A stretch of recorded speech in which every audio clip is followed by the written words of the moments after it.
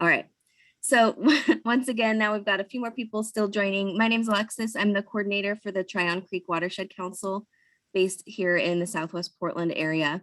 Char is going to have a slide in her presentation today that is going to show the Tryon Creek Watershed. And so that's kind of going to be showing the work area that the Tryon Creek Watershed Council here, what we work to steward and keep healthy. So with no further ado, I'm going to introduce our speaker today, and then we're going to launch a quick series of polls just so that we as the Watershed Council can get a chance to get to know who all is with us today. So Char Corkran is a self-taught naturalist with a particular interest in amphibians and birds.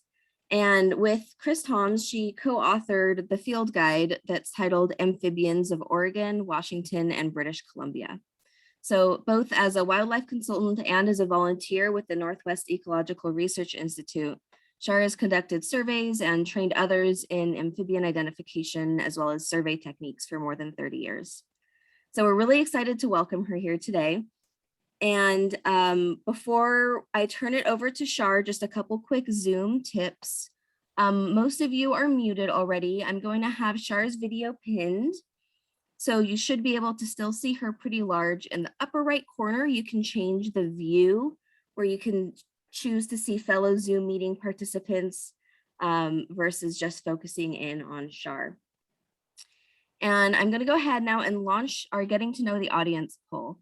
So get ready to click through a couple quick things here. There's just 4 questions. So that first one asking if you live in the Tryon Creek watershed, that's okay if you don't know for sure. There's nearby neighboring watersheds that we might not know if we live in or not.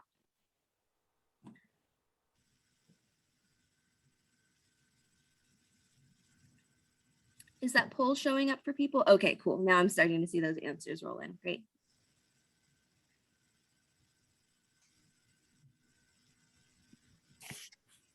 There was a question earlier whether this is going to be recorded, and I think that this many of our students are back to school during this time of day, but I think this will be a great presentation to share with our students. So I look forward to showing my son later. Awesome. Yeah, thank you, Terry. So Terry, who's speaking up, is with the Tryon Creek Watershed Council too. She's our executive director. And I see at least a couple kiddos in the audience. And so Char, you were wondering if there are any kids today, since that might kind of affect how you deliver it. And we have mostly adults, but we do have a couple of kiddos. And as Terry just mentioned, it might be shared with some kids later. So, excellent. All right. All right, we're at 80% participation on the poll. I'm going to give you all about 10 or 15 more seconds to click through those. And it could be also that it doesn't work on some people's like iPads, for instance. Zoom is ever changing and evolving, so I'm not sure quite how accessible it is for everybody. All Since right. I see Terry there, I just want to show her. This is one of my favorite things to serve up food on. I got. Oh my goodness! I'm so happy that you still have it. You betcha! It's beautiful. Thanks, Sharon. I'm glad. That's awesome. That's great. Handmade gifts are the best. All righty. I'm going to end the poll and download and share the results for us. So in case you wanted to scroll through, it looks like some of us are from some of us live in the Tryon Creek watershed. Most of us live kind of elsewhere throughout the Portland metro region, and then we have some folks tuning in from outside of Portland specifically too. Many of us are regular visitors to the green spaces in the Tryon Creek watershed, such as the state park or Marshall Park. And then most of the folks here found out about the talk today, either through the Watershed Council or social media. And that's a quick recap. So Char, in case you were wondering who's here, Portland metro area people that tend to be regular visitors to the watershed's green spaces. Cool. All right. I think we are good to go ahead and get started. So Char, I will turn it over to you. I'm going to remove the pin from my video, and the floor is yours. All right. Well, thank you very much. And I'm so glad so many people signed up, including some kids. I know a lot are back in school happily, but maybe they can see this later on. So, where's my, okay. I'm supposed to, I can't advance the slides. You might just need to click on the slide that you're on so that your computer knows you want to engage back in that press. There you go. Okay, all right. Okay, you can see how comfy I am with modern technology. All right, so we're going to talk a little serious stuff first, then we'll have some amphibian fun, and I hope the whole talk will be fun. All right, so herpetology, there's a big ugly word, is the study of amphibians and reptiles. And so a lot of people talk about herps together, amphibians and reptiles, but they're really very separate and not even very closely related animals. They're just the cold-blooded types that need to use sun or whatever to warm up or exercise. So reptiles are animals that are, their skin is covered by scales. Their eggs have a membrane and a shell in some species. So these features allow them to be in fairly dry places. Of course, some of the turtles, Western pond turtle, spends a lot of time in ponds. The snakes, like many of the garter snakes, like to spend a lot of time in the water too. Lizards, not so much. They're pretty much dry land animals. On the other hand, the amphibians have skin that is smooth or bumpy. They have no scales or fur or feathers. So they do quite a bit of their breathing through their skin, plus absorbing water. And so they're much more apt to dry out, and therefore they need to stay either in the water or in places that are at least damp or moist. And their eggs have only layers of jelly, no membrane to keep the moisture in. So the eggs are either laid in water or in very damp places. And I often get asked this. Frogs and salamanders, yep, they're amphibians. There is another type. It's a tropical creature named a Sicilian, and I've never seen one, and don't ask me anything about them because I know nothing. But I often get asked, well, what's a toad? Okay, a toad is just one type of frog. Well, what's a newt? Well, a newt is just one type of salamander. So here's a poll for you. How many species of amphibians do you think occur in the whole state of Oregon?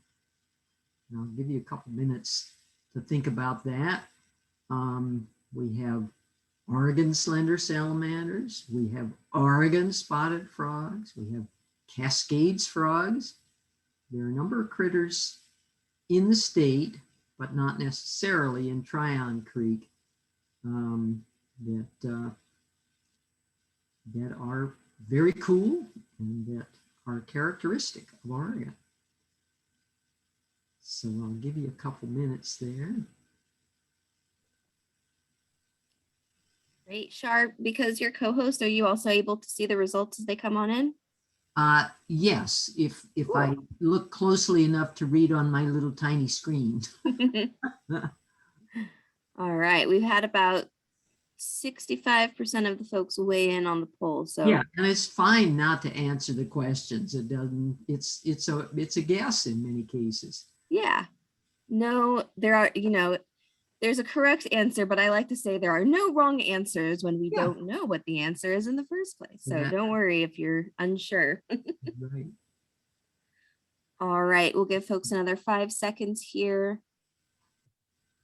I'm going to end the poll right about now. And here are the results for everyone to see. All So right. Shar, would you like me to read those off for you? Or are you good to move forward?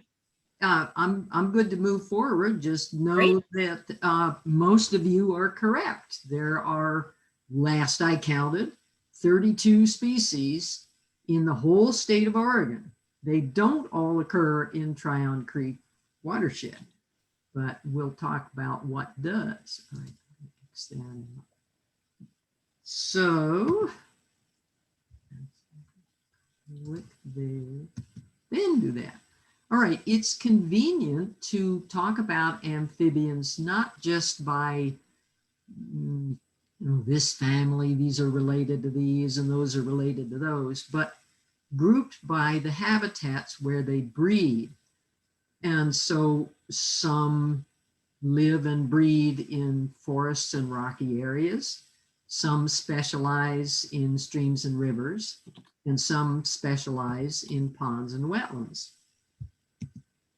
Okay, here's the map of the Tryon Creek watershed. And most of you, of course, know that a watershed is everything, all the land that flows or drains into a particular creek.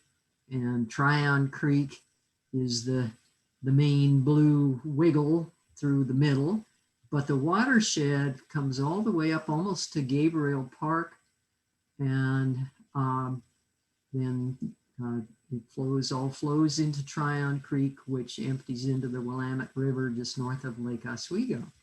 Well, you'll notice that a lot of the watershed is residential areas with trees. And that's cool.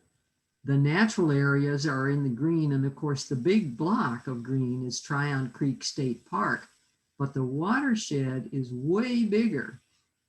The streams are all the little blue wiggles. There are a million little streams and creeks and tributaries and forks. The terms creek and stream I usually use stream, but they're interchangeable. And the map doesn't show this, but there are not very many wetlands, ponds in the Tryon Creek watershed. They're small, but you got a whole lot of them nearby Lake Oswego area. And so some of those critters that breed in the wetlands there probably certainly move up into the Tryon Creek watershed at times. So let's look at the wetlands first. Wetland, it's land with water that stands on it at least some of the year. Wetland habitats provide lots of hiding cover. The water itself, things can hide in the water. They can hide in the mud at the bottom. They can hide in the vegetation. There's lots of food in a wetland, all kinds of bugs and little critters roaming around. And of course, there's water. So wetlands are the habitat, the breeding habitat for sort of the classic amphibian, which starts in the water and then moves to land. The word amphibian is made up of two words, amphi, which means both, and bios, which means life or lives. So both lives, water and land, and that's classic wetland habitat. So here's kind of the life cycle of a typical frog. Most frogs do breed in ponds, and because they do not have a membrane around those eggs, they got to be laid in water. So here's a typical frog egg mass laid in the water. Up close, you can see just each egg is just a little jelly ball with a baby growing inside. These are getting fairly big. Their tails already are curved around, but it's basically a little blob. They don't have eyes yet. They don't have mouths. It's a little blob with a tail. And when they hatch out, they're more recognizable as a tadpole. Everybody knows that a tadpole is the first version of what's going to be a frog. The process of metamorphosis is similar to that of what everybody knows, the classic example of metamorphosis is a caterpillar that turns into a butterfly. They seem to be completely different animals. A tadpole eats algae and other vegetation, swims around by wiggling its tail, and it's basically a big fat belly. You can't even tell the difference between the head and the belly. Pretty quick, it starts growing back legs, and you see those first just a little button, and then it grows and grows and grows. You can't see the front legs, but they're actually growing inside next to its gills. And eventually those front legs will pop out. The tadpole will reabsorb its whole tail. It'll change its digestive system. Its gills get reabsorbed. They're inside. I didn't mention that. And pretty quick, it metamorphoses into a frog that does not have to be in the water anymore. It breathes air.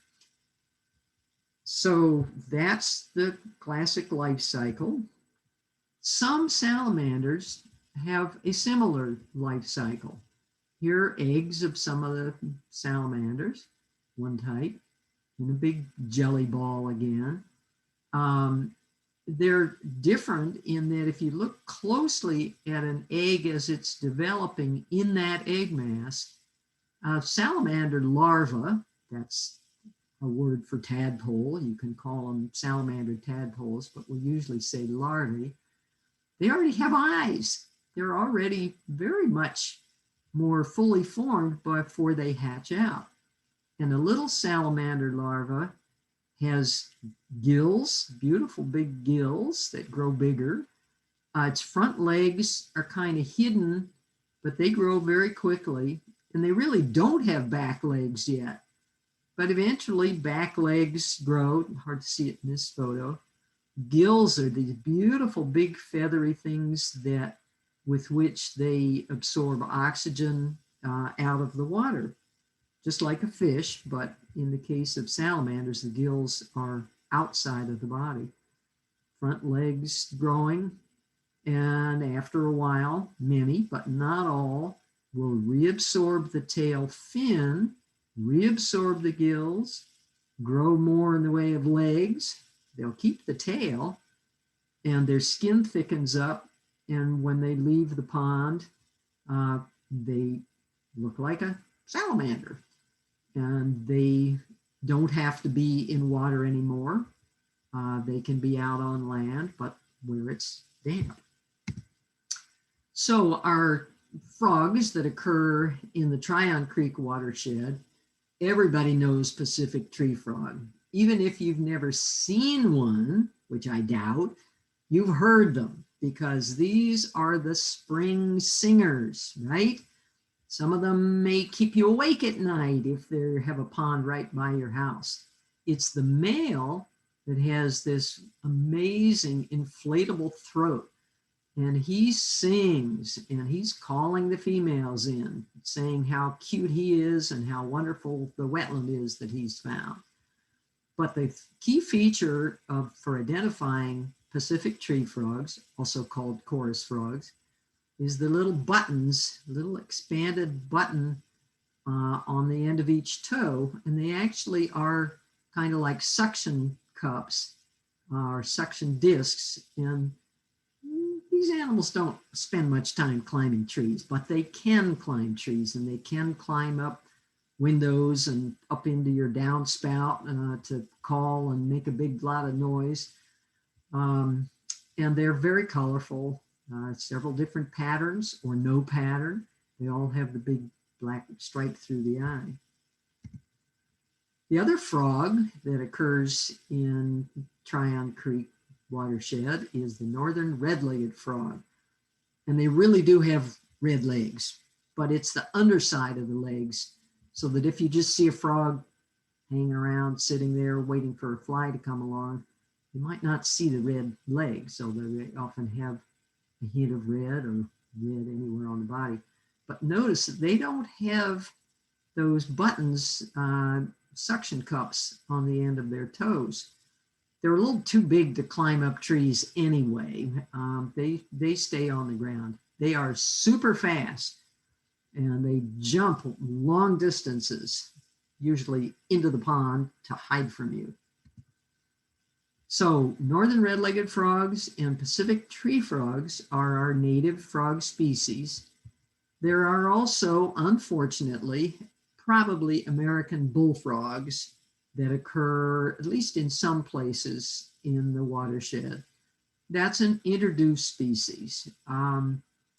They're lovely, they're beautiful, but they don't belong here. They were brought in and farmed for their big, fat, meaty legs. People used to like to eat frog legs, and supposedly they taste just like chicken, of course. Bullfrogs are so big that they can actually catch and eat many of the native amphibians. And so they definitely cause some problems. Even a young bullfrog that's just metamorphosed is already almost as big as a full adult red-legged frog. Not a good thing, but there are not many of them in the watershed. Also in the ponds and wetlands is the rough-skinned newt. Now I know you bumped into one of these guys on a trail or someplace. They are highly poisonous and they have the orange coloring underneath that warns potential predators. If you start harassing a newt really badly, it'll raise its head up and you see that bright orange underside, and that warns predators, don't eat me. And indeed, if you were so silly as to eat a newt, and who would do that, you would die from the poison. But just patting a newt, it's not gonna, it's not going to hurt you. You would have to eat it to get the poison. A lot of people don't know that a newt lays its eggs and breeds in ponds and wetlands, but they don't have a big egg mass. They lay individual eggs hidden in the vegetation, and the newt, when it first hatches out from the egg, looks pretty much like that, like the other pond breeding salamander. It's just a little larva. When it grows bigger, it has fluffy, kind of messy looking, raggedy gills, and it has rows of yellow dots along its back, along its sides. The other salamander that breeds in ponds in the Tryon Creek watershed is the northwestern salamander. That's its only name. And it looks very impressive when it puts poison out on its skin, which it does from these big glands along its sides, along the corner of its head. This one is just about to ooze out a bunch of white poison because it really didn't want me to take its picture. That's all I did to it, was poke a camera in its face, and it arched up and was going to pour out that poison. The poison would make you sick if you got it in your mouth, but it doesn't hurt your hand or anything if you got it on you. Northwestern salamander is interesting because some of the larvae in the pond never do metamorphose. That's called a neotenic or pedomorphic larva. When it stays in the pond, retains its gills, it does become sexually mature, and it can lay eggs, mate, live its whole life in the pond. It can mate with one that has metamorphosed and comes back to the pond.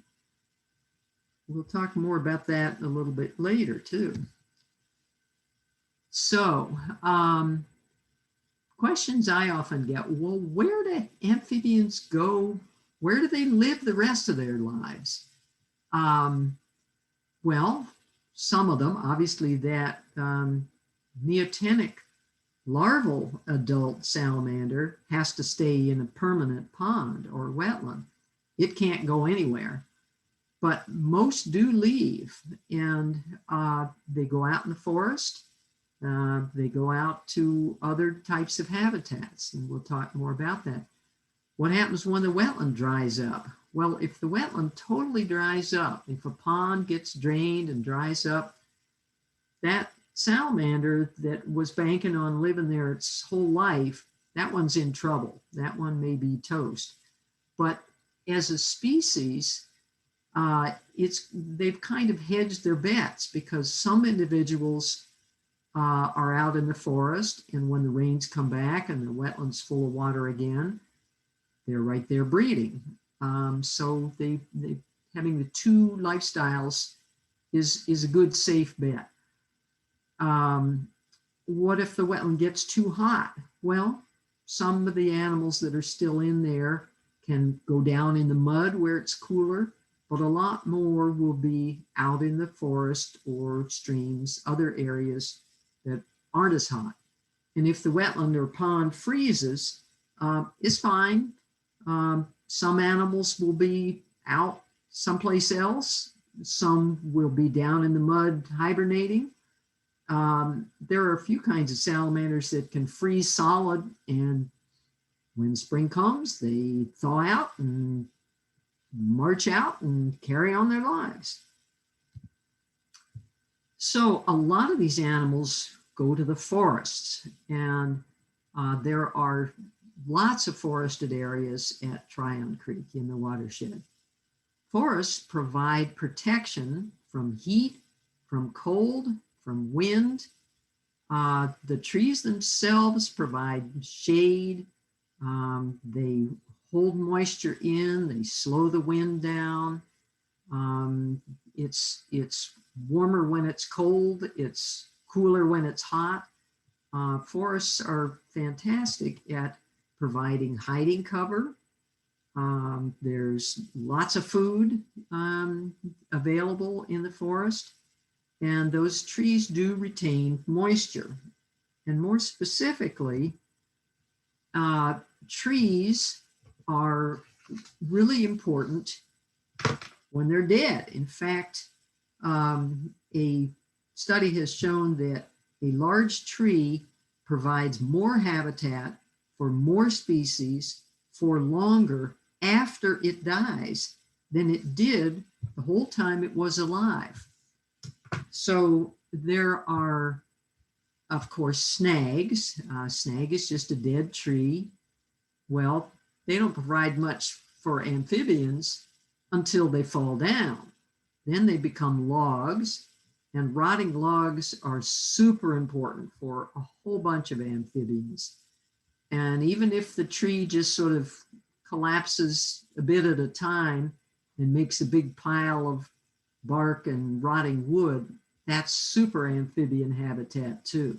Those are places that retain moisture, they stay cool, they don't freeze. And even if they dry out in a really, really hot summer, they shade the ground under them, and the ground underneath stays damp. So many amphibians spend much of the year, almost all of the year, in or under down wood. And there's a big fat newt trying to squeeze under a piece of bark. Or amphibians will actually go underground. They make their own burrows in the mud. They go down nightcrawler burrows, rodent burrows, and especially underground under big down wood, because that stays the coolest and dampest. So there are some salamanders that don't ever need ponds or streams. We call them terrestrial salamanders. Terrestrial just means having to do with land. They live on land their whole lives. They breathe through their skin. They don't even have lungs. They do all their breathing through their skin, but they have to lay their eggs in very damp places. They don't have the huge number of eggs that the pond breeding amphibians do. And here we're just talking salamanders. There are no frogs that do not require ponds or streams. And you can see in this photo, A female salamander has just a few very large eggs growing inside her, and she'll eventually lay the eggs underground, under a big rotting log, or inside a huge damp rotting log.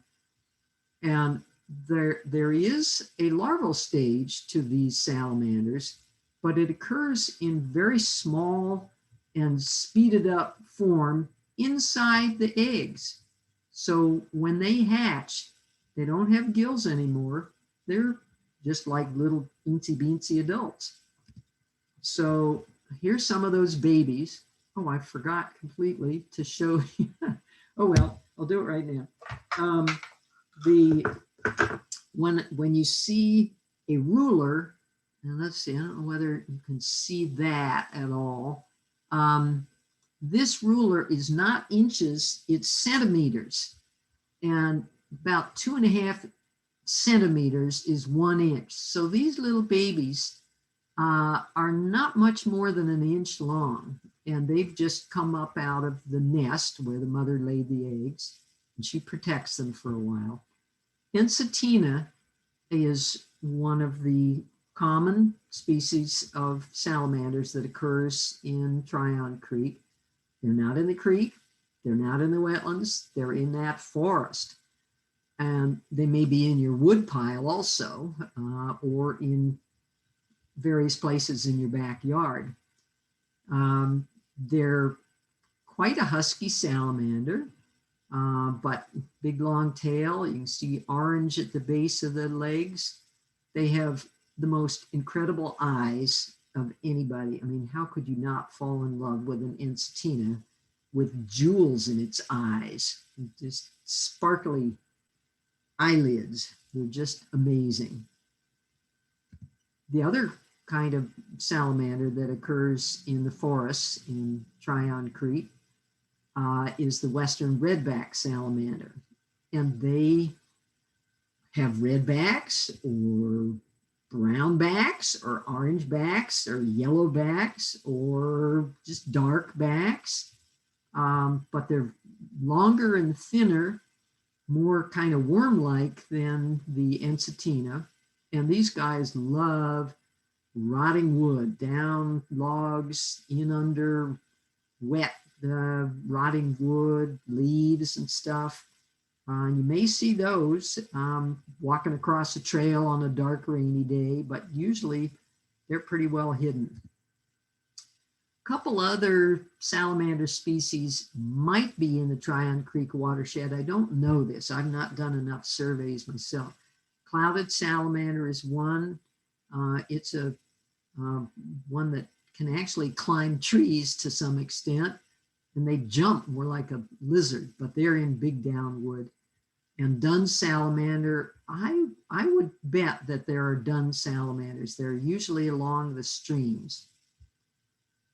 So, okay, here's another question for you. This is a pretty silly one. What amphibian species that occurs at Tryon Creek in the watershed occasionally is blue in color? Is it a western redback salamander? Is it a northwestern salamander? Is it a Pacific tree frog? I, of course, faked these photos. They're true photos, but I messed with them so they would all look blue. So tell me which you think might actually come in blue.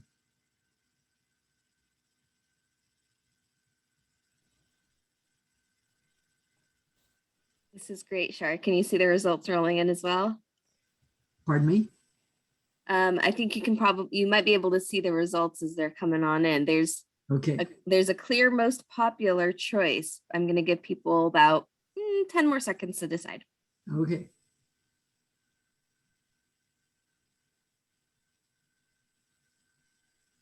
All right, last chance for voting. So the answer that most people selected, Char, was the western red-backed salamander, and then the northwestern salamander and Pacific tree frog were both tied. Okay. Well, I suspect that's because I lucked out better with my messing around with the photo. I've never heard of a western redback salamander coming in blue. Northwestern salamander is pretty much always brown or gray.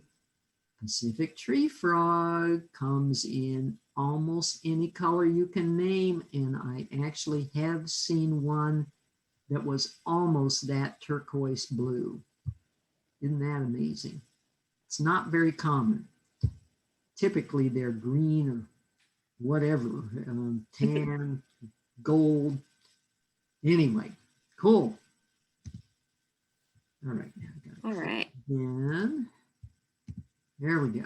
All right. There are lots of streams in the Tryon Creek watershed. You saw that from the map. So stream habitats provide lots of hiding cover because there are rocks in the bottom.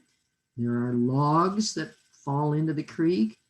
Amphibians can kind of hide under the overhanging banks of the stream. There's plenty of food in the way of bugs and stuff. Oh, and yes, well, of course, there's water in a stream.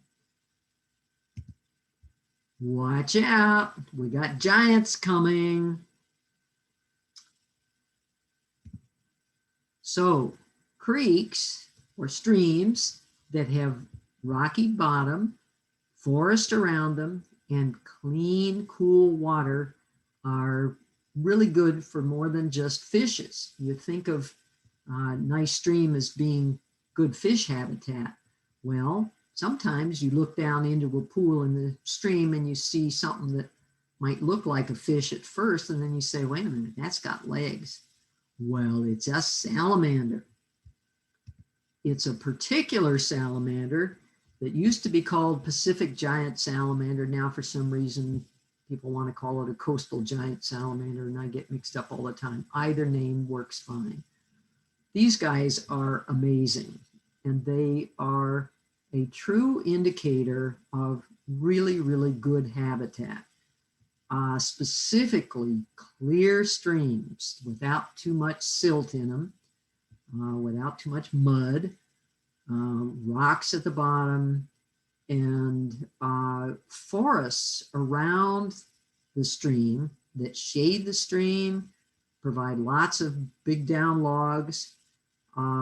That's a description of the Tryon Creek watershed. And indeed, Tryon Creek is one of not very many creeks in the Portland metro region that have coastal giant salamanders. So that's a very cool thing.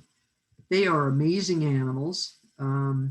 Sometimes this one is kind of pale, not very exciting colors. Look at this guy. Looks like it has some kind of bronze or some kind of metallic coating over it. They're just astonishing. This guy was too big, did not want to stay in my net. I had just caught it in the stream. There's my big net. And as you can see, just the edge of that net. And I couldn't get this guy to stay in that net to have its photo taken. So I've got my hand trying to shove it back into the net. It does not want to stay there. They get really huge, the adults, but even bigger, some Pacific giant salamanders, coastal giant salamanders, also are neotenic, like that northwestern salamander we talked about earlier. They stay in the stream, and those guys can grow even bigger than the metamorphosed adults. And here's a really big one. These guys can get to be, guys and gals, can get to be 14 inches long. That's a big animal, and they're hefty, they're chubby. But our coastal or Pacific giant salamander is just peanuts compared to species in Japan and China that actually the Chinese giant salamander, which is distantly related to ours, can grow to be 4 feet long. And someday I'll go to China and see one because I can't quite believe it. But they do require obviously this is a neotenic larva. It still has the big bushy gills, the big tail fin. That requires a stream that runs all year round. And I don't know whether, Tryon Creek runs year round. I don't know whether you have any neotenic larvae that are this big, but I'll bet you have some neotenic larvae in that stream. Lots of frogs also spend the hot, dry summers in and along the creeks. They're very important habitat, even though red-legged frog breeds in a pond or wetland. It really needs nice, cool, clear streams to hang out during really hot, dry weather. And they need the forest too. So red-legged frogs are in all the habitats. Pacific tree frogs, same way. If it gets really hot and dry out there, you need to find a Pacific tree frog. Your best bet is head for the streams. See if they're hanging out along there, staying cool and wet. Okay, here's another question for you. Which species do you think is on the Tryon Creek Watershed Council's logo? Is it a coastal giant salamander? Is it an ensatina? Is it a northwestern salamander? Or is it a trying to hide salamander?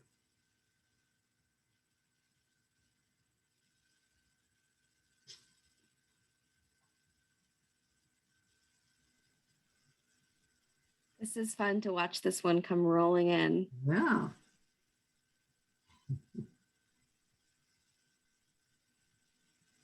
All right. I'm not seeing too many more votes come on through, but I'll give people a few more seconds. All right. Oh, yep. A couple more people are weighing in. So we have a tie. I'm going, ooh, yep. Yeah, okay.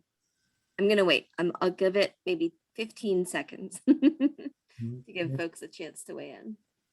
And then Char, by the time we're probably finished sharing this, will be in between 12:45 and 12:50, which is your 10-ish minute warning. Okay. So we're doing really well on timing. Good. Okay. All right. I'm going to call it there for the poll, folks. So I'm going to capture the results on my screen and then share them with you all. There we go. So 10 people voted for the northwestern salamander, 9 people for the ensatina, 4 people for the Pacific giant salamander, and then 2 folks chose the Tryon to hide. Okay. Well, thanks for those 2 votes for my silly one. I didn't mean to, I don't know, criticize the artist, but I wasn't sure myself which salamander it was until I read something from Alexis, who mentioned the fact that coastal or Pacific giant salamander was on their logo. Okay, well, a salamander, they're all shaped pretty much the same. So anyway, apparently that is a coastal or Pacific giant salamander. Cool. Oops, I got to click on it and then go. Someone asked Char, aren't they all trying to hide? Yeah, they are all trying to hide. You got it. Yeah, in an earlier version of our logo, the salamander had more detail on it, but we've updated stuff along I think it's better to have a generalized salamander because you've got several kinds of salamanders there and it might as well represent them all. Yeah, I love that it was open to people's interpretation. Some folks thought it was a newt. That's great. Yeah, great. We have them all. All right, back to you, Char. Excellent. All right, so I get this question a lot. What do amphibians eat and what eats them? Well, basic answer is whoever's bigger than whoever else eats the smaller one. I mean, that's the law of the wilds. But particularly in the amphibian world, yeah, they'll kind of eat each other now and then, but mostly they eat bugs, all kinds of little mayfly larvae in the ponds, little slugs, millipedes, centipedes, millipedes, earthworms, in the forest. Little fish sometimes in the streams, little sculpins and all, even little trout. A big salamander is not going to hesitate to eat a beautiful little baby salmon or trout or whatever. But guess what? Turnabout's fair play. And when the trout or salmon especially grow up, well, they're not going to hesitate to eat even a Pacific giant salamander if they can catch it and fit it in their mouths. Other things that eat amphibians, garter snakes are famous for catching tadpoles in the ponds. Many of them specialize in eating tadpoles. Raccoons, of course, catch quite a few salamanders that are out wandering around. I should go back to garter snakes. Some garter snakes have actually evolved to be able to swallow newts without being poisoned. That's amazing. And even bears, if they're ripping into a log looking for a bee's nest or something, if they find a salamander, they're going to eat it for sure, or a frog. Okay, what should you do if you find an amphibian? Well, say hi, enjoy it, take photos, see what it's doing, see if you can identify what kind of amphibian it is. But do remember, they really just want to be left alone. They would much be happier if you just moved away. But what if it's in danger? I mean, I know sometimes you're doing something good, like you're pulling ivy, you're planting native plants, you're building a new trail, or you're just hiking on a trail or walking down the edge of a road. If there's an amphibian there and it's in danger, well, golly, you probably should do something about it. You should not leave it alone. Frogs, you can usually chase out of the way. They'll jump out of the way and they're fine. Salamanders, not so much. They may just coil up and stay there. You've just seen a whole lot of pictures of my hand holding things. I can tell you for sure my hand was always, not only did it not have sunscreen or insect repellent on it, but it was wet and cold because I was out looking for salamanders or frogs or surveying in a wetland. I do wear rubberish gloves a lot, and that's a good thing to use if you need to move an amphibian out of a place where it's in danger. Wet leaves work really well. A plastic bag, kind of shove it into a plastic bag and carry it a short distance. Plastic bag, an amphibian can stay in a plastic bag for hours and not run out of oxygen. They breathe very, very slowly.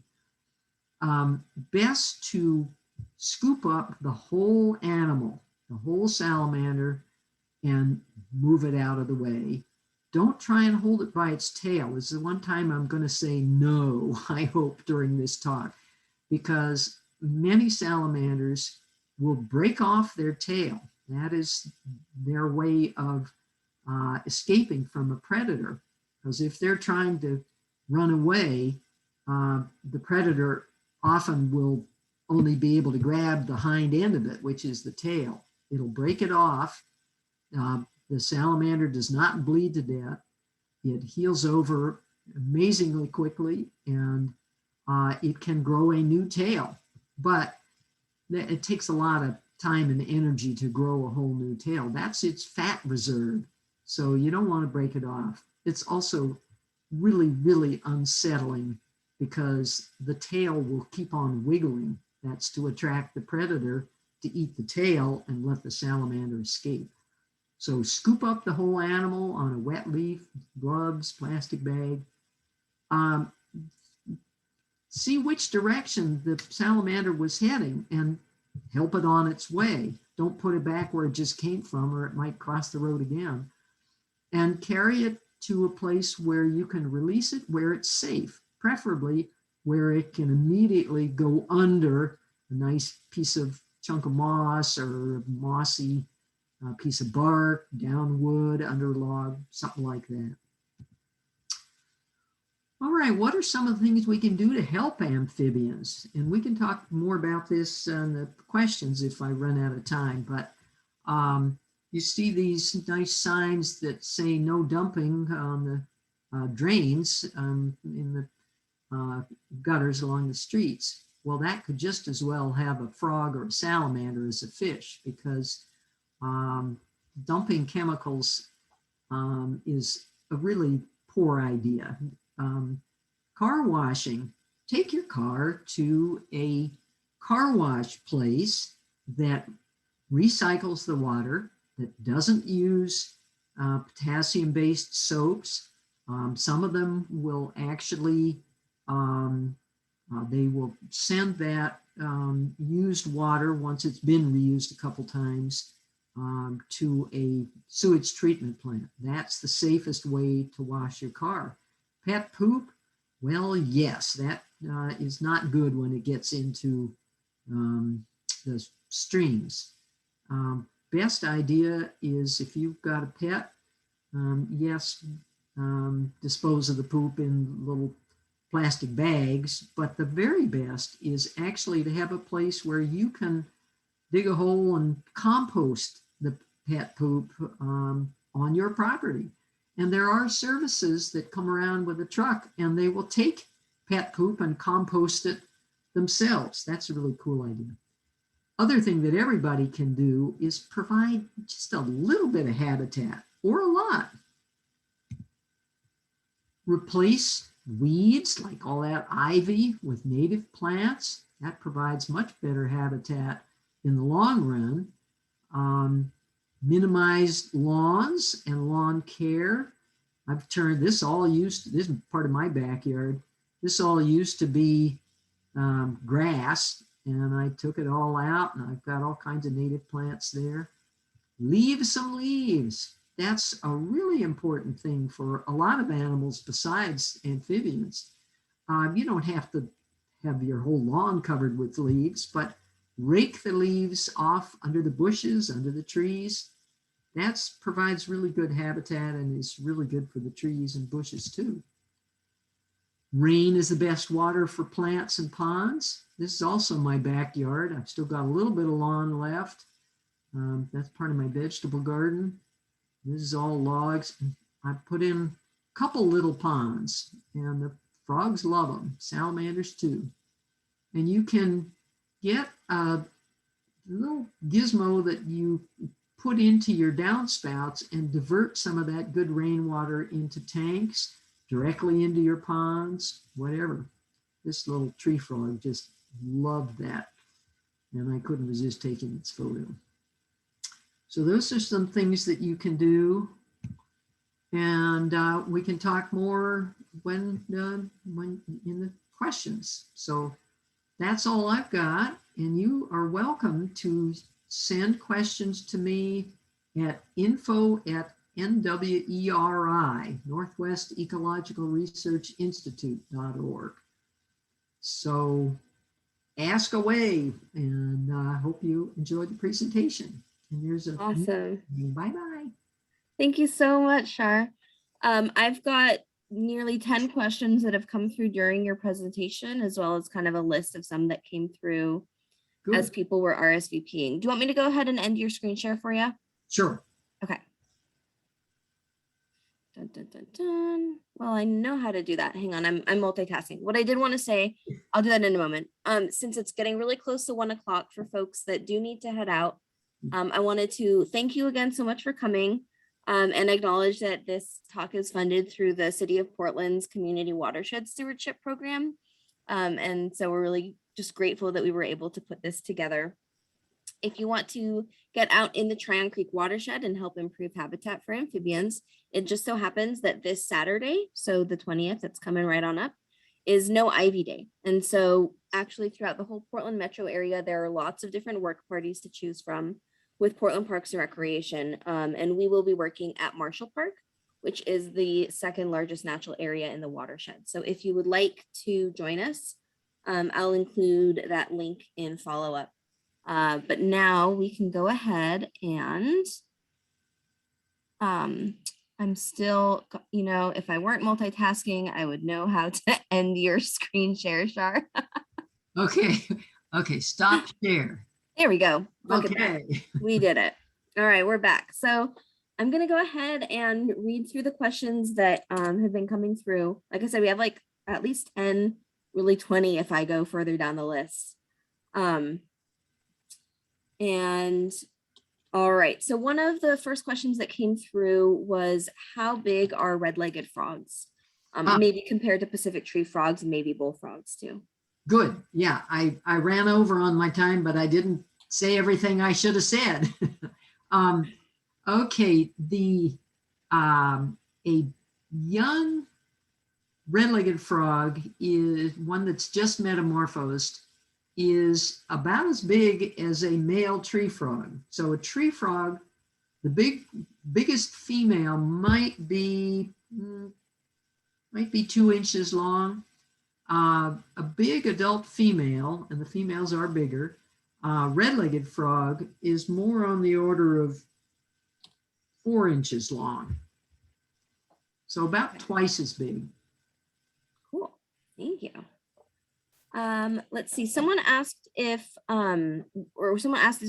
is there like a freezing concern in the wintertime? Does water get too cold for amphibians? And maybe what are they up to when it's freezing out? Yeah, okay, well, many of them are not in the water. They will be out underground is typically the place, but they will be under down leaves, under your bushes. They will be inside or under down logs, rotting wood, bark piles, your wood pile. So if you provide some habitat, some hiding cover, like sheets of bark in your woods or under a bush or something, you're providing good cover for them. They can tell when the temperature's going down, and they're not likely to just stay in a pond and freeze to death. Great. Someone asked I'll give you maybe 2 questions at a time. Is that okay? Sure. All right. Someone asked, how big and old can the giant salamanders get? And someone else asked, what kind of eyesight do these critters have? Oh, wow. Whew. Okay, the Pacific or coastal giant salamander can get to be about 14 inches long. The metamorphosed adults, maybe a foot long.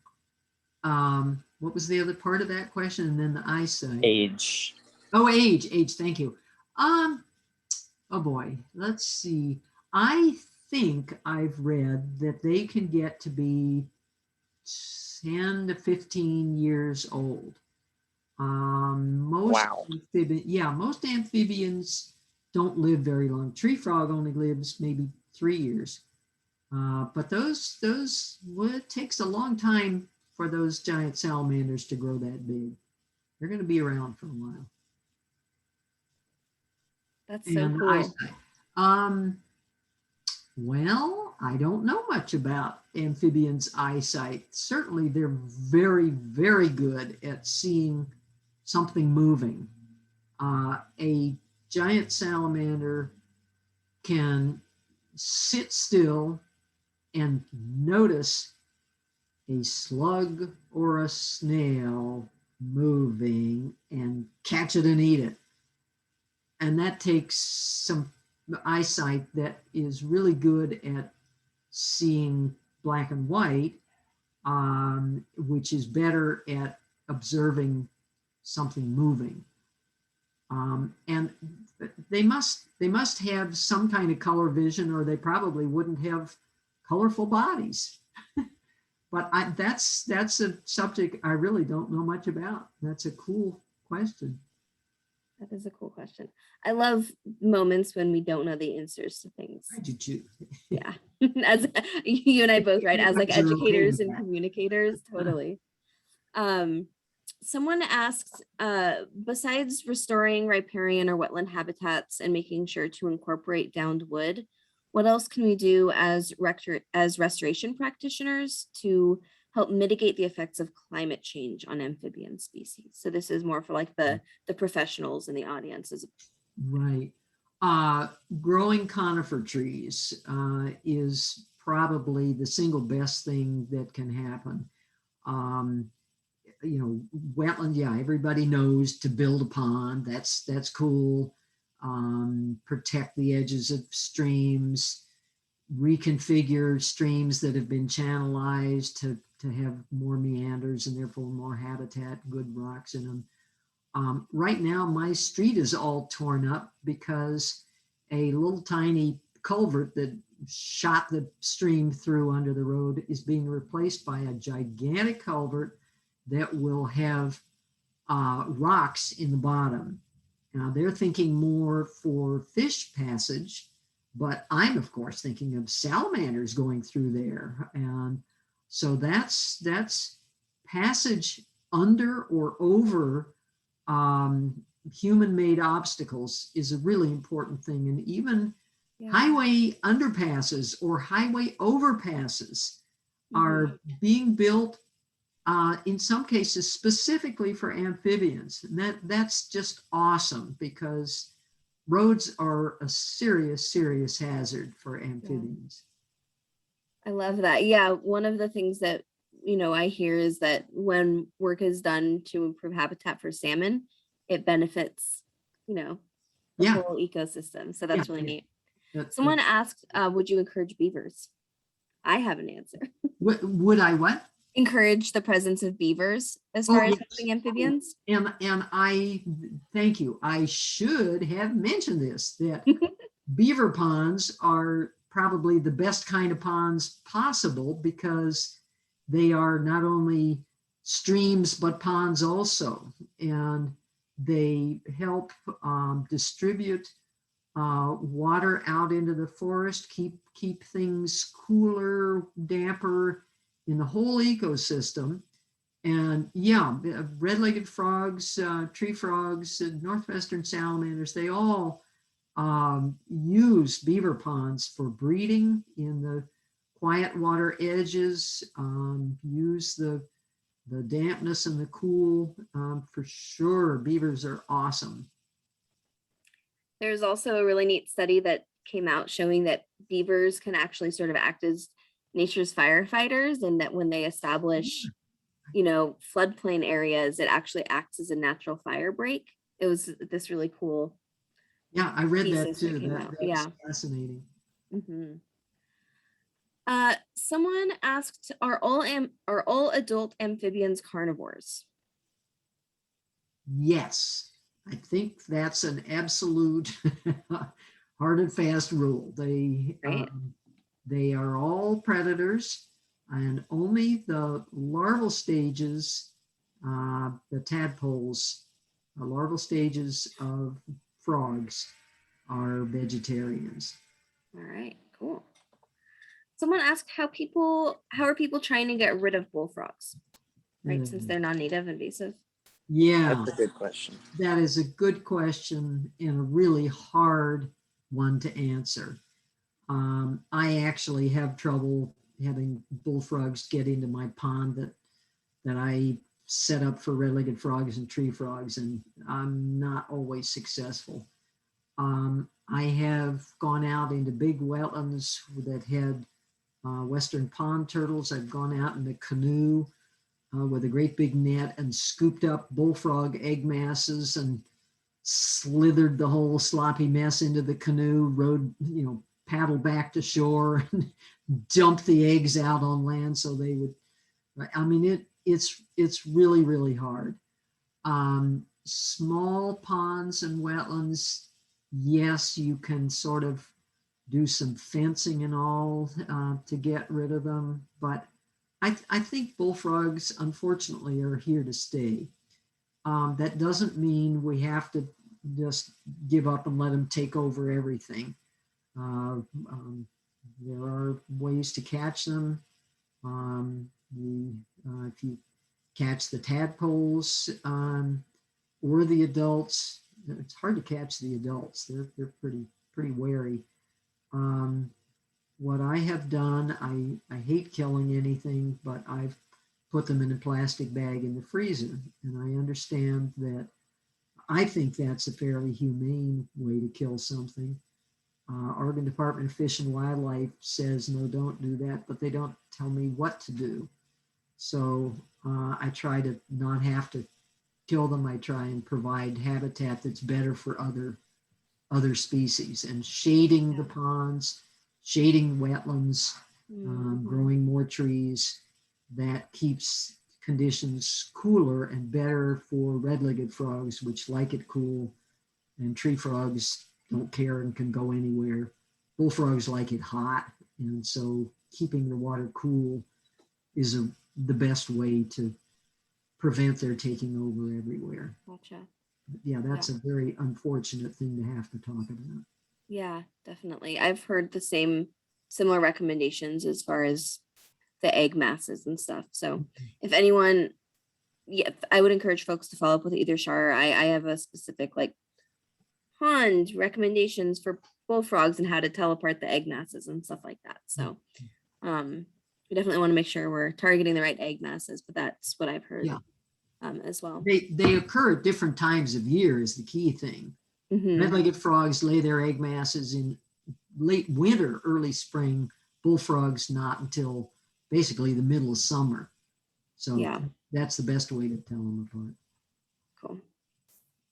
Someone mentioned that roof downspouts might have toxic traces, and is that okay for ponds? That's a good question, and I don't know. My downspouts are so old, I don't know what they're made of. But that's something that probably should be looked into before directly diverting water. I have never seen any issues with collecting rainwater. We use it in our organic vegetable garden too. So yeah, I haven't heard that come up before, but that was an interesting question. No, another one I'm going to have to find the answer to myself. Thank you, somebody. Let's see. Someone inquired if there are any community science projects to monitor or count or otherwise engage with these awesome animals. Very good. Yes. There are several in the Portland metro area, and I will put some, well, I think, Alexis, you're going to put some on your website, but if you go to the NERI, Northwest Ecological Research Institute website, we call ourselves NERI, but the website is nweri.org. We have a project that we kind of sponsor that's called SWAMP, which stands for Southwest Washington Amphibian Monitoring Program. That people are trained on a Zoom meeting and then go out to wetlands and count frog egg masses, salamander egg masses. Metro has some projects also for citizen scientists, community scientists, and there are several projects like that. So we'll get that information where you can see it, and hopefully next spring you can get out there. Next spring coming up very quickly, because some of these amphibians might even be breeding in this warm rain we've had recently. Yeah, I'll include those links to the swamp program that you mentioned in the follow-up email. One of the other ones that came up when Char and I were connecting earlier was the Harberton Frog Shuttle. Yes. So speaking, Char was speaking just a moment ago about how roads are a barrier. And so if we're talking about the same project, Char, I haven't actually tapped into it personally, but there's a road that northern red-legged frogs need to cross to reach breeding grounds. Yes. And so kind of there's a nightly patrol where if the conditions are right for temperature and rain, people will go with buckets and help shuttle them across the road safely. So that's a fun volunteer gig. Yes, it is, and you gotta like nighttime. I'm not real happy about doing my field work at night, but and it's got to be nasty rainy night too. But Right. this is Highway 30, which is what, a 4-lane, 6-lane highway. We don't have people running back and forth across the highway with buckets of frogs, I can guarantee.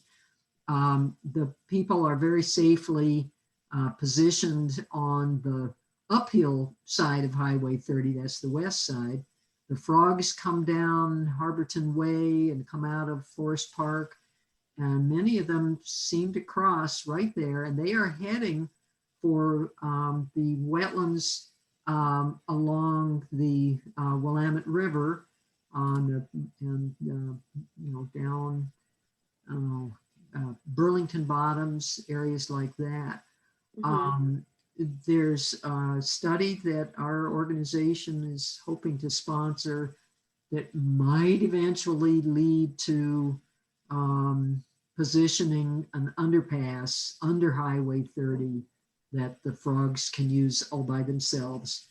But there are people out there all wet nights in late winter, early spring, collecting the frogs. They measure them all, hold them in buckets, drive them in the back of a car safely across down to into the wetlands and release them there. And then they also do some capturing of some of them to bring them back up after they're done breeding. I mean, it's insane, but that's a really worthwhile project, which we hope will end by the construction of an underpass. It really needs to happen in Yeah. several places.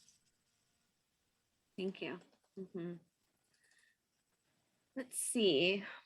I'm trying to kind of filter stuff by things that you did incorporate into the presentation. But maybe we can talk a little bit more briefly about or invasive plants and English ivy, maybe specifically as far as their impacts on amphibians and kind of how plant diversity affects the watershed. Okay, well, to be honest, there's nothing really wrong with a dense bank of ivy for salamanders to hide in. I Right. gotta say that. But ivy has so many other bad qualities. It does not hold soil on a bank as well as native trees and shrubs and plants. And it, of course, can eventually climb up trees and just by a very weight knock them over.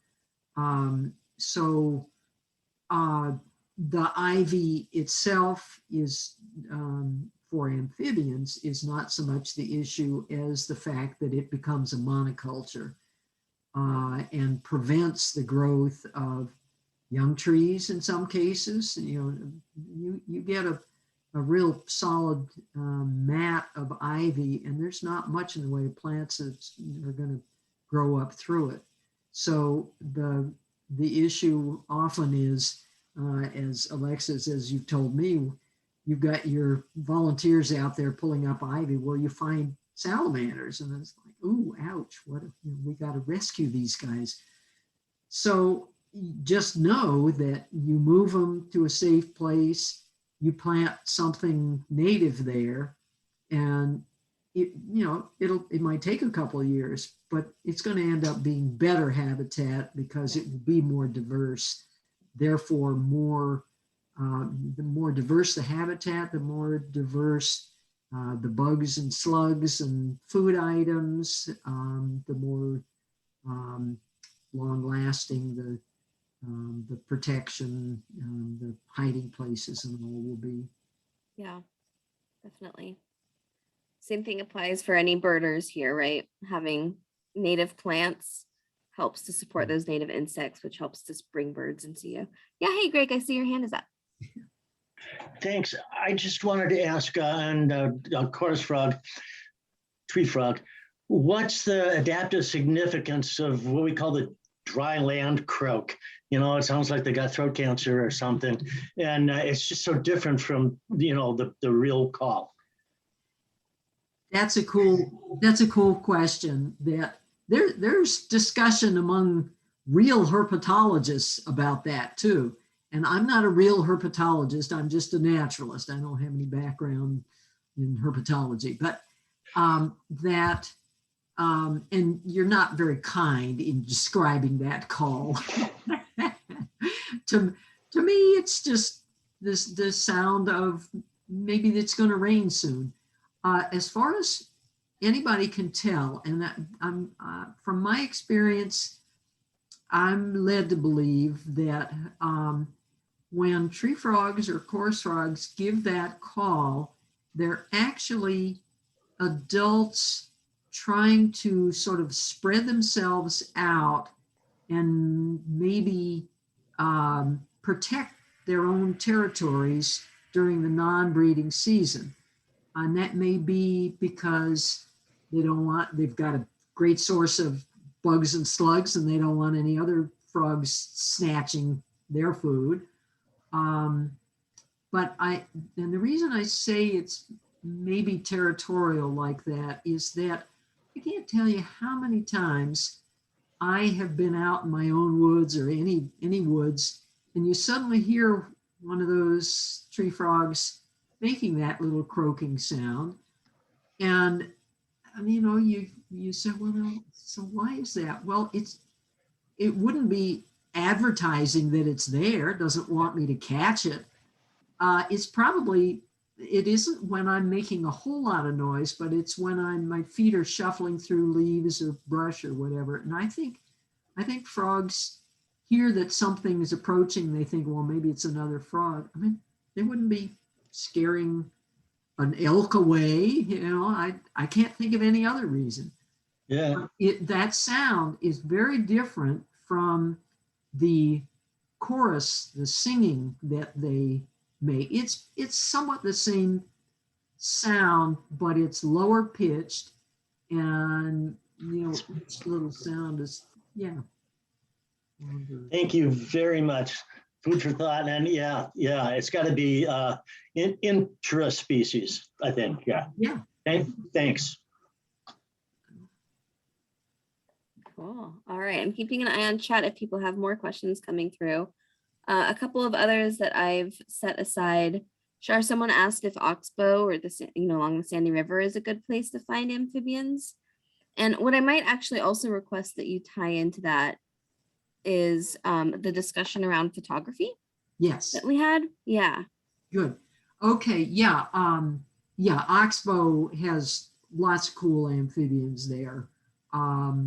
Just because it's contiguous with more areas of forested habitat and larger streams, it has more species than Tryon Creek watershed. On the subject of whether people should be going out trying to find amphibians to take photographs, understand that in order to harass, which means pointing a camera in the face of any amphibian, technically you're supposed to have a permit, a scientific taking permit from Oregon Department of Fish and Wildlife, which costs $100 and some per year. Well, I do that, of course. I have my permit because I am going to capture animals and measure them, photograph them, help with various studies, that kind of thing. But just for, general public wanting to learn something about amphibians or just enjoy them, taking photographs is fine, is a great idea, but I have seen it misused. And yeah, you'll see some of my photographs where the animal is not really very happy. That's because I hassled it a little bit, trying to get it to hold still so that I could get a photograph so that I could show it to you. There is an issue there, and there's a gray area on what's just photographing it and what's serious harassment. And I've actually never really caused a northwestern salamander to ooze out a whole lot of white poison, because you really have to kind of hit it or bang on it. or a newt to curl its head up, and so you see that orange throat. The only time I've ever seen that is when the person hiking on a trail ahead of me accidentally stepped on one. Well, they didn't see it in the leaves. I mean, we weren't trying to harass it. Of course. Okay, yeah. so the big issue with photographing is that, as we've said, amphibians like to stay cool and they need to stay damp, if not wet. And if you hold an amphibian in your hand for long, it's going to heat up and dry out. If you put it in some container or just prevent it from going wherever it was going for very long, it can begin to heat up and dry out, and those are not good things. Mhm. I have actually, and I've watched at one point, in fact, I intervened at one point, person with big fancy camera equipment wanted to take the world's best photos of, I think it was an Ansatina, had it on top of a dry log and set up these big lights that were on, not flashes. They were like spotlights on this poor animal, one from each side. And I finally, I saw this happening, and I said, you shouldn't keep that animal there for very long. Well, I finally poured some water over the poor thing and said, you need to let that animal go.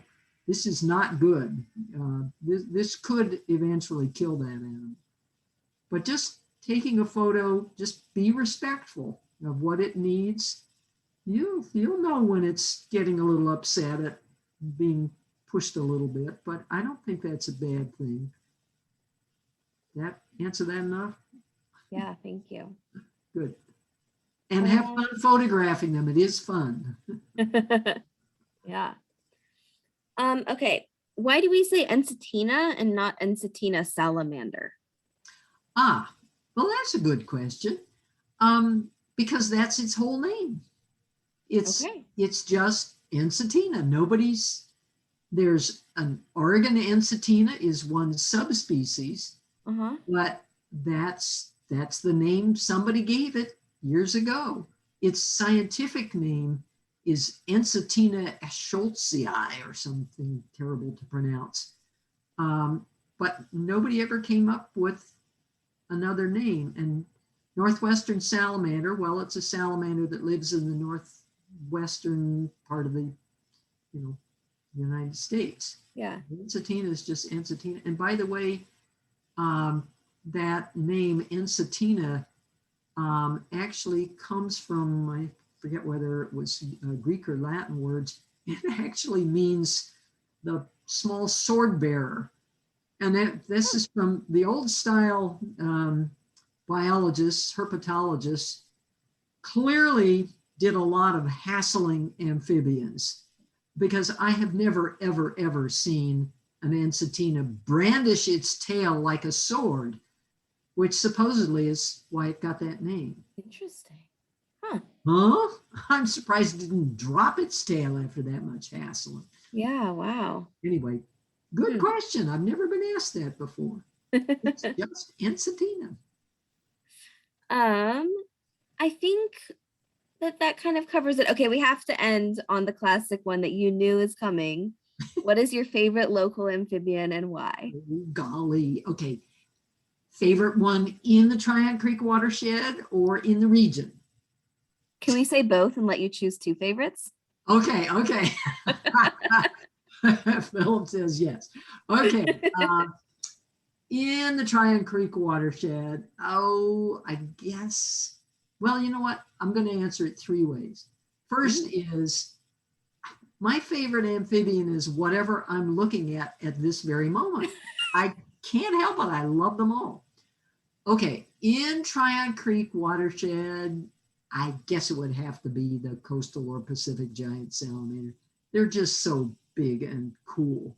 Yeah. But in the whole region, one that actually occurs, somebody asked about Oxbow Park.